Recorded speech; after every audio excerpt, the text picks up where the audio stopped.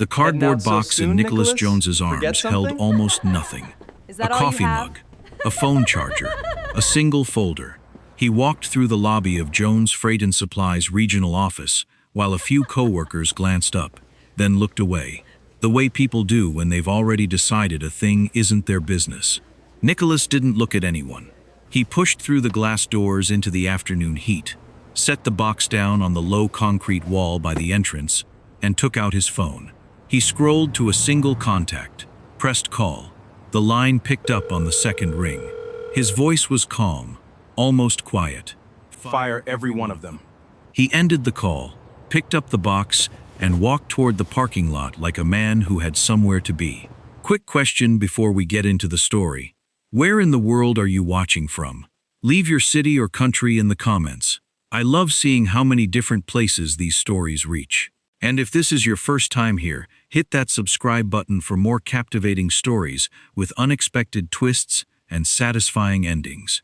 Now, let's rewind 4 weeks.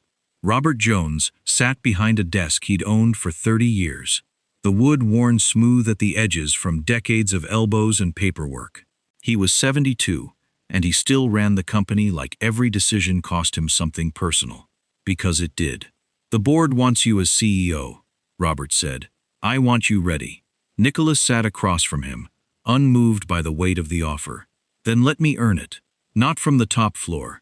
From the floor where the work actually happens. Robert studied his son for a long moment. He didn't argue.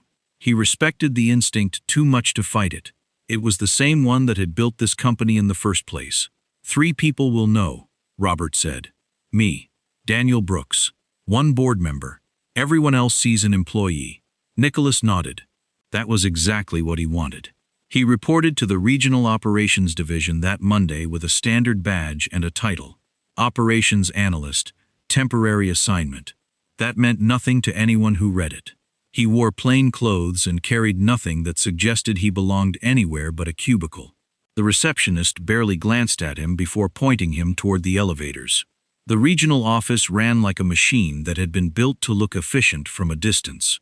Open floor plan, generic motivational signage, the low hum of phones and keyboards.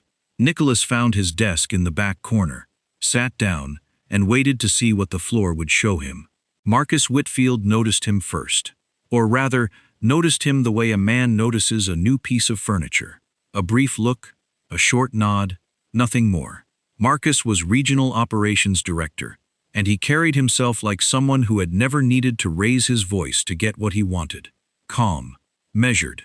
The kind of calm that came from control, not patience. Trent Lawson was different. He crossed the floor within the first hour, hand extended, smile already in place before he'd said a word. New guy. Trent, let me know if you need anything. I basically run this floor. He laughed like it was a joke. It wasn't. Not entirely. Alicia Monroe introduced herself with a clipboard and a list of policies Nicholas would need to sign. She was precise in a way that made her hard to read, every word chosen, nothing wasted, nothing revealing. It was Grace Ellis who actually looked at him. She dropped a stack of onboarding folders on his desk, waited until Trent had walked away, and said quietly, "If you need anything explained twice, come find me." Nobody explains anything twice around here on purpose. He didn't understand the comment yet. He would. By the end of his first week, the floor had revealed its shape to him in fragments. The performance numbers coming out of this division were strong, stronger than they had any right to be, given what he was seeing. Deadlines met, client complaints low. On paper, this was one of the company's best-run regions. But morale told a different story. People spoke in careful half-sentences near Marcus's office. Conversations stopped when certain names walked by. Turnover, he learned from a stray comment Grace made in passing, was nearly double the company average, a fact that appeared nowhere in the reports he'd been given to review. Strong numbers, miserable people, high turnover. Nicholas had spent enough years around operations to know that combination shouldn't exist. Not for long, and not by accident. A team either performed because people wanted to be there, or it performed because people were too afraid not to. He didn't say anything. He didn't ask questions yet. He just started paying attention. to who got credit, to who stayed quiet in meetings, to the way Grace's shoulders dropped half an inch whenever Marcus walked past her desk. Sitting alone at his desk after the floor had mostly emptied out, Nicholas looked at the numbers on his screen one more time. They were clean. Too clean. This wasn't just a demanding workplace. Nicholas spent his second week rebuilding a shipping workflow that had been quietly bleeding time for months. A routing bottleneck nobody had bothered to trace back to its source. He didn't make an announcement. He fixed the logic, cleaned up the documentation, and uploaded the revised process to the shared drive with his name attached, the way any analyst would. 2 days later, Marcus called a short floor meeting. Trent stood beside him, hands in his pockets, wearing the loose confidence of someone about to be handed something he hadn't built. Trent identified some real inefficiencies in our routing process, Marcus said. Numbers like this are why this division outperforms every other region in the company. Trent didn't correct him. He nodded along, accepting the praise with the ease of a man who'd done this before. Nicholas said nothing. He watched Marcus's expression. There was no flicker of doubt in it, no half-second of checking his facts. Either Marcus genuinely believed Trent had done the work, or he didn't care who had. That afternoon, Nicholas pulled up the shared drive's edit history. Timestamps didn't lie the way people did. His name was on the original upload. Trent's edits, made an hour later, amounted to a font change and a new header. He didn't confront anyone. He opened a private file on his laptop instead, one Marcus, Trent, or Alicia would never see, and logged the date, the timestamps, and a short, factual description of what had happened. No commentary, just the record. It was the first entry. He suspected it wouldn't be the last. Nicholas hadn't set out to learn why Marcus protected the floor's numbers so carefully. It surfaced by accident, in a company-wide memo he wasn't technically supposed to see yet. Regional directors were being evaluated for a newly created VP of Operations role, one Marcus had been chasing since before Nicholas ever walked in. The criteria were blunt: retention of top-line performance metrics, client satisfaction scores, cost efficiency. Nothing about turnover, nothing about culture. It reframed things. Marcus wasn't simply cruel for its own sake. He was protecting a number that was about to become the most important number of his career, and he'd built a floor that produced it by any means the metrics didn't measure. Complaints didn't lower the score. Turnover didn't lower the score.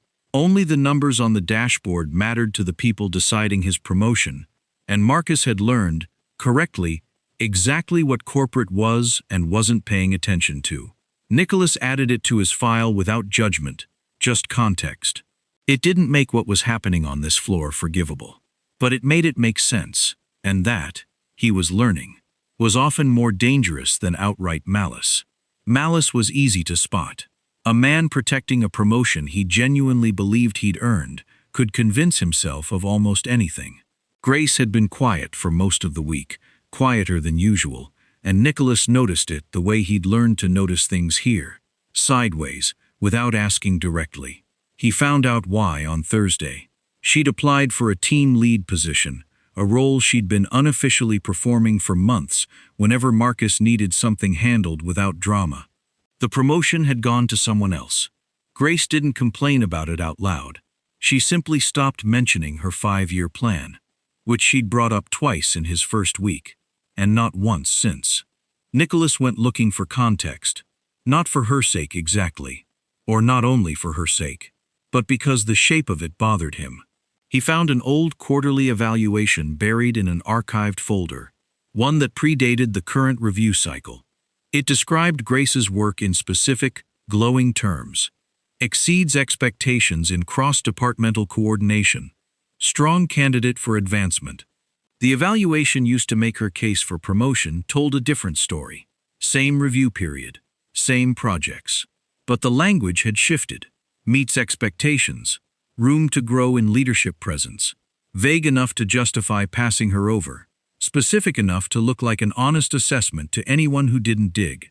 He compared timestamps. The file had been modified 3 weeks after its original submission date, after the promotion cycle had already opened. Nicholas sat with that for a long moment. Someone had gone back and rewritten history to make an inconvenient truth disappear. He didn't mention it to Grace. Not yet. There was nothing to give her except suspicion, and suspicion without proof would only cost her something if it got back to the wrong person. Instead, he added a second entry to his file, this one with 2 attachments, the original evaluation and the version that had replaced it. Evaluations weren't supposed to be negotiable after the fact. Someone here had decided otherwise. A line Nicholas almost crossed Grace, found him at his desk after most of the floor had cleared out. The altered evaluation still open in a tab he hadn't closed fast enough. "You've been pulling old files for weeks," she said. Not quite a question. "The credit thing with Trent. Now this." She nodded at his screen. "You're not just some analyst killing time on a temp assignment." Nicholas closed the laptop, slower than he needed to. For a moment, he considered telling her. The truth would have been easy to give her, and she'd more than earned it. But it wasn't only his secret to hand out, and he'd learned enough about this floor to know that knowledge, here, was a liability as much as it was power. "I just don't like when things don't add up," he said instead. Grace studied him a moment longer than the answer deserved. She didn't push. "Neither do I," she said. "It's why I've stayed as long as I have. Somebody has to keep count." She didn't ask again after that night, though Nicholas suspected she'd already guessed there was more to him than the badge said. What she offered instead was quieter and, in its way, more valuable. She started mentioning things in passing that she'd never have volunteered to a stranger. A name here, a pattern there. Not because he'd convinced her of anything, but because she'd decided, on her own terms, that he was someone worth trusting. Nicholas understood what that cost her. Trust was not a currency this floor spent easily, and she was spending it on a man whose real name she didn't even know. It was a name that kept surfacing in old project files, Curtis Adebayo, attached to workflows, meeting notes, a handful of client accounts that had clearly once belonged to him. Nicholas asked about it casually, the way a new hire might ask about an org chart that didn't quite add up.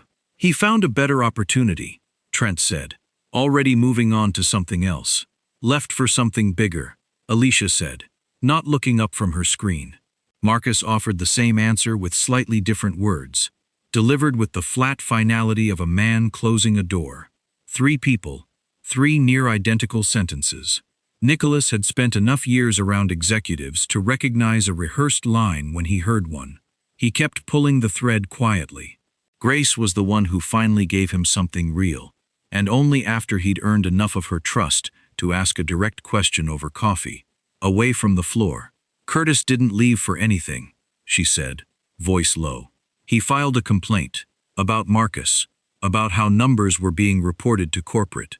She turned her cup slowly on the table, not meeting his eyes. 2 weeks later, he was gone. Nobody investigated anything. Nobody even asked him to explain himself. He was just gone. Did anyone follow up? Corporate, HR, anyone? Grace shook her head. If they did, nobody on this floor ever heard about it. Nicholas felt something shift in his chest. Not surprise exactly, but the particular weight of watching a suspicion become a fact. A man had tried to do the right thing and had been erased for it, cleanly enough that even his name only survived in files nobody thought to check. He wrote it down. This entry took longer than the others. He found himself rereading it before he closed the laptop, the way you reread something you don't want to have gotten right. The complaint records were the last piece, and they were the hardest to find because they weren't supposed to be found at all. Nicholas had access to the division's internal metrics as part of his cover assignment. Turnover, incident reports, complaint volume, numbers that were supposed to roll up automatically to corporate HR. He cross-referenced what his division reported against a broader company dashboard he'd been quietly granted access to as part of his analyst role. The numbers didn't match, not by a little. Complaints filed at the regional level were consistently higher than what appeared in the corporate system, sometimes by a factor of 3. He traced the discrepancy to a single approval step in the reporting chain. Every complaint, before it reached corporate HR, passed through one person's queue for review. Alicia Monroe. She wasn't fabricating anything. She didn't need to.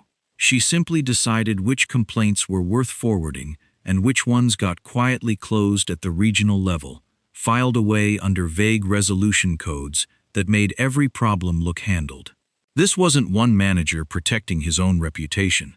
This was a system. Evaluations rewritten, credit reassigned, complaints filtered before they ever reached anyone who might act on them. 3 people, each doing their part, each probably telling themselves they were just doing their jobs. That night, Nicholas called Daniel Brooks from his car in the parking garage. Engine off, box of documentation sitting on the passenger seat beside him. "I'm not looking at one bad manager anymore," Nicholas said. "I'm looking at whether this company still deserves the reputation it's built its name on." Daniel was quiet for a moment. "How deep does it go?" "I don't know yet, but I know it's organized. Nobody stumbles into covering up a complaint pipeline by accident." "Send me what you have," Daniel said, quietly. Nicholas ended the call and sat there a moment longer, looking up at the dark windows of a building he'd start to see very differently from now on. He wasn't investigating a difficult workplace anymore. He was investigating a cover-up, and it had been running for a long time before he ever walked through the door. Marcus noticed it the way careful men notice things. Not all at once, but in a slow accumulation of small wrongness. Nicholas asked questions that didn't quite match the role of a temporary analyst. He remembered details from meetings weeks old. He requested access to archived files that had nothing to do with his assigned projects. Marcus didn't confront him. That wasn't his method. He watched instead, the way he'd watched Curtis Adebayo 2 years earlier, right up until the moment watching turned into acting. "He's asking about old complaint logs," Marcus told Trent one evening, voice low, door mostly closed. "And he pulled the Ellis evaluation file last week." Trent's easy smile faded a degree. "You think he knows something?" "I think he's paying attention," Marcus said. "That's worse." A close call. 2 days later, Nicholas stayed late to cross-reference the last of the altered evaluation files, certain the floor had emptied out. It hadn't. Marcus's office light was still on. He heard footsteps before he could close the folder.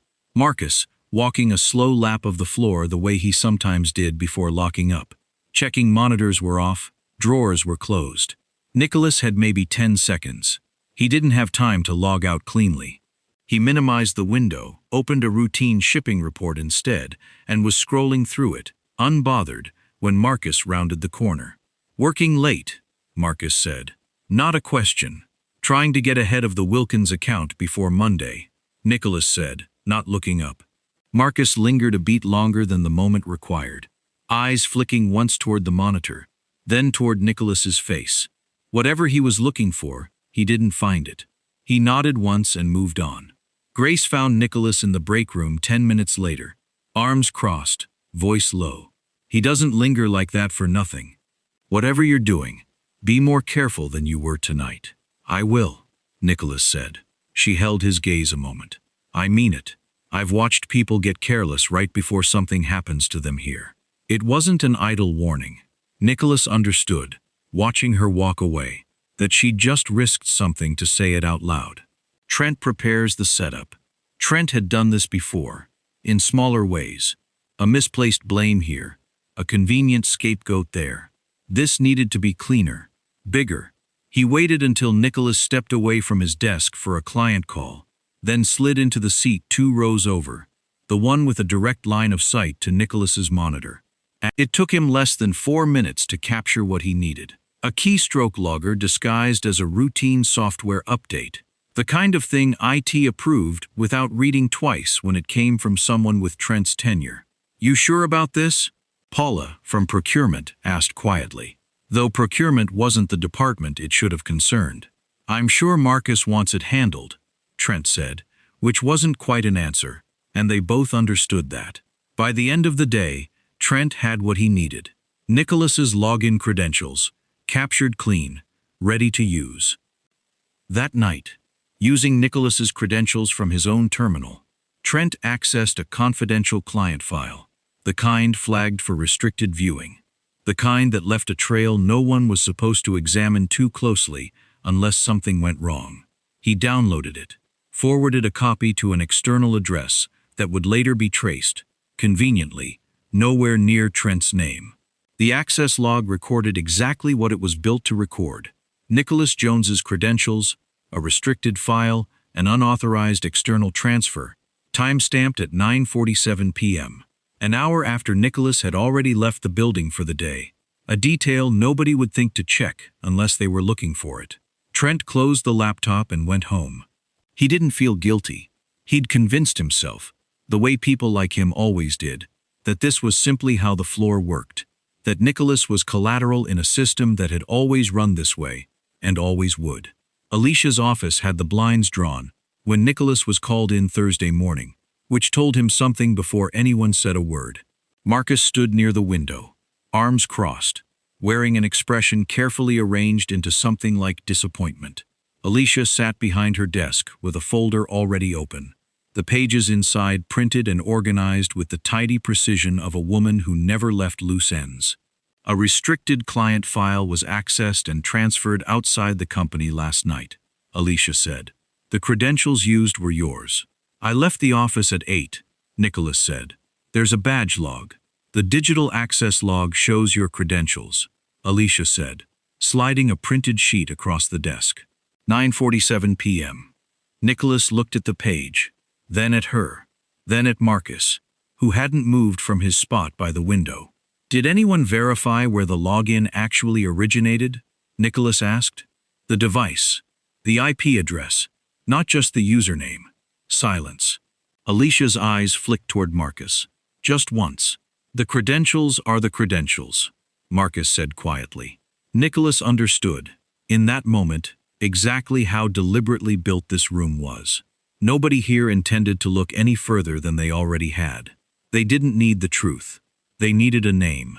Given the severity of the breach, Alicia said, the company can't in good conscience continue your employment. Effective immediately. She slid a termination form across the desk. Nicholas read it once, signed it without argument, and asked for a copy, which she provided without meeting his eyes. He stood. Marcus said nothing further. There was nothing performative in the silence, just the particular quiet of people who believed the matter was closed. Nicholas walked back to his desk. The floor had gone still in the way floors do when everyone is watching without appearing to watch. He placed his coffee mug, his charger, and a single folder into the small cardboard box someone had already left beside his chair. Alicia's doing, he suspected, prepared before he'd even walked into that room. Grace caught his eye from across the floor. She didn't say anything. She didn't need to. Her face said what the room wouldn't. He carried the box to the elevator. Nobody stopped him. Nobody said goodbye. Outside, the afternoon light was flat and ordinary, indifferent to what had just happened. Nicholas set the box down on the low wall by the entrance and took out his phone. He scrolled to a single contact and pressed call. It connected on the second ring. It's done, Daniel said, before Nicholas could speak. I've had the audit log staged for 3 days, waiting on your word. Lock down executive access to the regional servers, Nicholas said, his voice even, unhurried. Freeze every account with review authority over the past 4 years. I want emails, evaluations, and file access histories under legal hold within the hour. And the 3 of them? Nicholas looked back at the building once, at the glass doors reflecting a sky that hadn't changed at all. Fire every one of them. Daniel moved fast. Within the hour, every account tied to the regional office's leadership was frozen. Emails, evaluations, file access logs, all of it locked under legal hold before Marcus, Trent, or Alicia had any idea what was coming. The digital forensics team Daniel brought in didn't need long. The access log that had supposedly condemned Nicholas told a different story once someone bothered to look past the username. The login at 9:47 p.m. hadn't come from any device Nicholas had ever used. It traced back to a workstation registered to Trent Lawson, the same terminal, the investigators noted, that had logged an unrelated keystroke capture install 2 days earlier. It wasn't sophisticated. It had simply never been checked. By midnight, the picture was complete. 4 years of altered evaluations. A complaint pipeline quietly filtered by Alicia. Credit systematically redirected through Trent, all of it operating under Marcus's approval, sometimes his direction. Curtis Adebayo's file was in there too. A complaint filed, an employee gone 2 weeks later, no investigation ever opened. Robert Jones read the summary standing up, the way he always did when something mattered too much to sit through. "How sure are we?" he asked. "Sure enough to act tonight," Daniel said. Sure enough that waiting would be the mistake. The board convened by video within the hour, half of them still in evening clothes, none of them asking Robert to justify the urgency once he explained what the documents showed. There was no debate about whether to act, only about how fast and how visibly. "Company-wide," Robert said. "Tomorrow. Everyone sees this happen at once. No quiet memo. No rumor mill deciding what this means." The notice went out at 8 the next morning.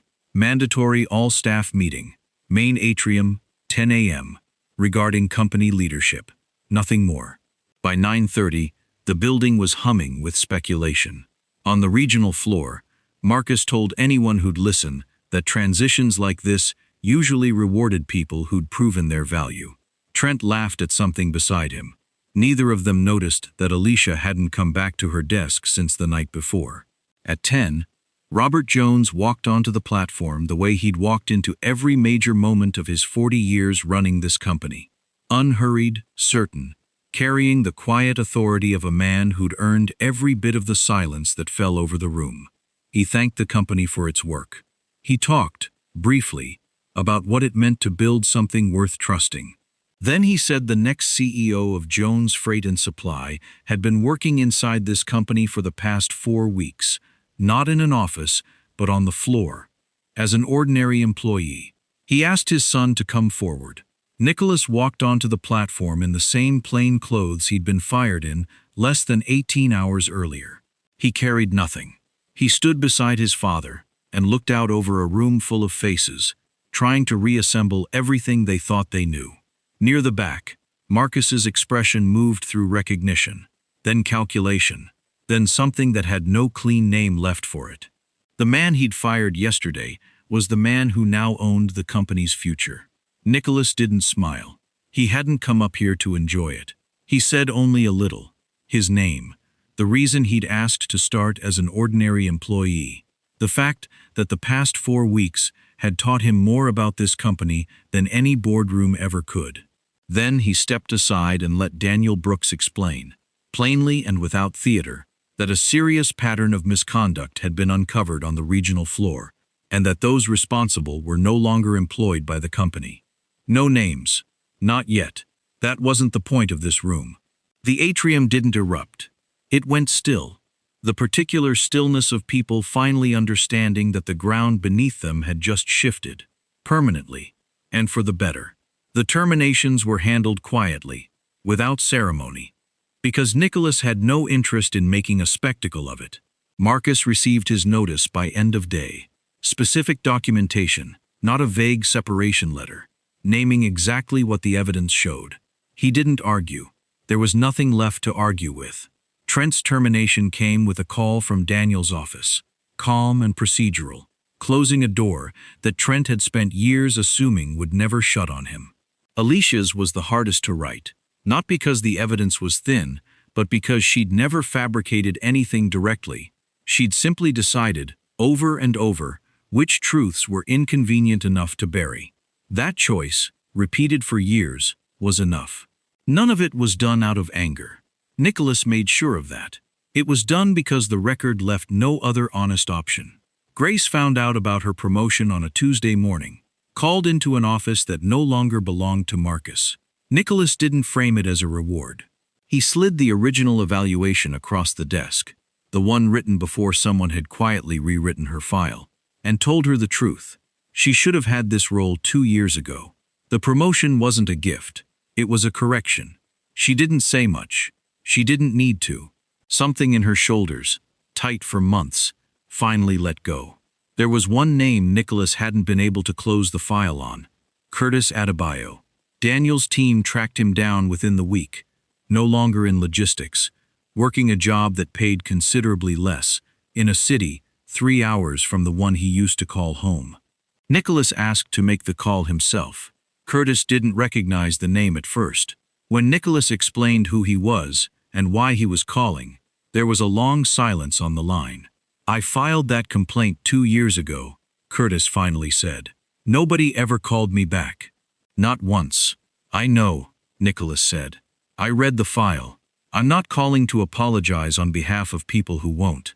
I'm calling because the review confirmed what you reported was accurate, and the company owes you something real for what that cost you." He laid it out plainly. Reinstatement if Curtis wanted it, at his previous level or higher. Full back pay for the gap, or a settlement if he'd rather not set foot in the building again. No fine print. No release forms designed to make the offer smaller than it looked. Curtis was quiet for a long moment. "I loved that job," he said finally. "Before all that, then it's still yours, if you want it." Curtis came back 6 weeks later, not to his old floor, but to a newly formed compliance division Nicholas had created specifically, so complaints like his would never again disappear into a single person's queue. It wasn't a symbolic gesture.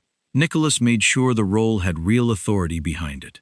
The first time Grace saw Curtis in the building again, she didn't say anything to him directly. She just stopped at his desk, set down a cup of coffee, and kept walking.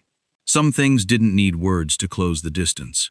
Nicholas didn't chase Marcus, Trent, or Alicia after they left the building. That wasn't restoration, and he'd promised himself early on that this wouldn't become about revenge. But endings, he was learning, rarely stayed as clean as a termination letter. Trent found another job within a month, at a smaller logistics firm across the state, and the new employer never learned exactly why he'd left Jones Freight and Supply, only that he had, and that the reference they received was carefully, deliberately neutral. Nicholas hadn't ordered that. Daniel's office had simply followed policy, giving no opinion where none was owed. Trent would have to build whatever came next on his own, without anyone here doing it for him. Marcus didn't find anything, not quickly. The VP role he'd spent years chasing evaporated the same week his termination did, and word of exactly why traveled through the industry faster than any of them expected. He wrote Nicholas a letter 8 months later, not asking for his job back, just acknowledging, in a handful of careful sentences, that he'd convinced himself the numbers were the whole job. Nicholas read it twice and didn't respond. Some things a letter couldn't undo, and he wasn't in the business of offering absolution he didn't have the standing to give. Alicia's path was different. She'd been the one person in that room who'd never fabricated anything outright, only allowed it to happen, and something in that distinction seemed to sit with her longer than it did with the others. She reached out to Grace, of all people, not Nicholas, an email, unprompted, admitting she'd known exactly what she was protecting every time she closed a complaint file without forwarding it. Grace showed Nicholas the message without comment. He read it, handed it back, and said only, "Some people learn the cost of a thing after they've already paid it." None of it changed what he'd decided. The company had made 3 people whole, and it had removed 3 others who'd made that necessary. Whatever came next for Marcus, Trent, and Alicia belonged to them now, the same way the floor itself finally belonged to the people who'd spent years just trying to survive it. Nicholas spent the following week walking the floors himself. No announcement, no entourage. He gathered the regional team the same way he had the day the news broke. No podium, just open floor space and his actual voice. "Fear can produce obedience," he told them. "It never produces excellence." This company confused the two for a long time, and people paid for that mistake with their careers, sometimes with their livelihoods. That changes now, not because I said so today, but because of what we build starting tomorrow. He told them evaluations from the past 4 years would be independently reviewed, and outcomes corrected wherever the record showed they'd been influenced by what happened here. He told them a direct reporting line now existed, one that didn't run through any manager who could bury it. He didn't ask for their trust. He told them what he intended to do and let his actions be the thing that earned it, over time. Robert's handover was simple, almost anticlimactic by design. In a boardroom half empty of ceremony, he passed the chairmanship to his son with a single line that meant more to Nicholas than any title ever could. You didn't inherit this company, Robert said. You earned it. That evening, long after the floor had emptied, Nicholas sat alone in an office that still didn't quite feel like his. He opened the same cardboard box he'd carried out the day he was fired, the one that had sat untouched in his car for 2 weeks. Inside, the coffee mug, the notebook, the employee badge. He set the mug on the windowsill. He filed the notebook. He held the badge a moment longer than the rest. Instead of throwing it away, he placed it in his desk drawer, somewhere he'd see it, not somewhere he'd forget it existed. He never wanted to lose the memory of what it felt like to be a name nobody bothered to double-check. The title on the door made him CEO. The 4 weeks before, it made him someone worth following.